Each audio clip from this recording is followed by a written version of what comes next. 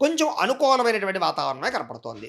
అయితే అనుకున్నంత డబ్బు లేకపోయినా, అనుకున్నంత డబ్బు సంపాదించలేకపోయినా కూడా మీ ముఖ్యమైన అవసరాలు తీరడానికి, ముఖ్యమైన పెట్టుబడులు పెట్టడానికి మాత్రం డబ్బులు చేతికందుతాయి. కాపోతే డబ్బులు వచ్చినట్టు ఎక్కువగా ఖర్చయ్యే అవకాశాలున్నాయి కాబట్టి, దుబారా ఖర్చులు తగ్గించుకోవడము, అనవసరమైన ఖర్చులకు దూరంగా ఉండడం మాత్రం ముఖ్య సూచన. అయితే ముఖ్యమైన పెట్టుబడులు పెట్టడానికి భూములు, గృహాలు, యంత్ర పరికరాలు లేదా ఎలక్ట్రానిక్ గాడ్జెట్స్ కొనుగోలు చేయడానికి బాగా ఎక్కువగా ప్రాధాన్యతనిస్తారని చెప్పొచ్చు. అలాగే మీ జీవితాన్ని మలుపు తిప్పేటటువంటి నిర్ణయాలు తీసుకోవడము, లేదా ముఖ్యమైనటువంటి ఏదైనా ఫిక్స్డ్ డిపాజిట్లు వేయడానికి కానీ, లేపోతే కనుక ముఖ్యమైనటువంటి ఏవైనా పాలిసీలు కట్టడానికి కానీ మీకు చాలా అనుకూలమైన వాతావరణంగా కనపడుతోంది. అలాంటి పెట్టుబడులు యోగిస్తాయి మీకు. కుటుంబ సభ్యులకి సంబంధించినటువంటి ఖర్చులు మాత్రం విపరీతంగా పెరుగుతాయి కాబట్టి, సంతానం వల్ల అవ్వచ్చు, లేదా పెద్దల వల్ల అవ్వచ్చు, పిల్లల వల్ల అవ్వచ్చు, వాళ్ళ ఆరోగ్యం గురించి, చదువుల గురించి అవ్వచ్చు, లేదా మీ ఇంటి పరమైనటువంటి వెచ్చాల గురించి అవ్వచ్చు, ఏదైనా సరే మీకు ఖర్చులు విపరీతంగా కనపడుతున్నాయి. కొన్ని వస్తువులు చెడిపోవడమా, కొన్ని వాహనాలు చెడిపోవడమా, ఇలా ఏదైనా కొన్ని రకాల ఈ యొక్క వ్యవహారాలు రావడమా సడన్‌గా ఇలాంటివన్నిటి కూడా మీకు ఇబ్బంది పెడతాయని చెప్పొచ్చు ఆర్థికంగా.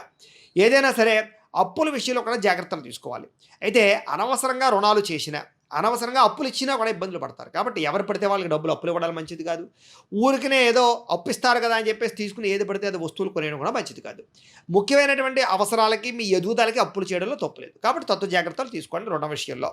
ఇక చాలా మొండి బకాయిలు వసూలు అవ్వడానికి అవకాశం ఎక్కువ కనపడుతుంది కాబట్టి పర్వాలేదు. ఇక పర్మనెంట్ కానటువంటి ఉద్యోగస్తులకి గట్టిగా ప్రయత్నం చేసినట్లయితే పర్మనెంట్ అయ్యే అవకాశాలు కనపడుతున్నాయి.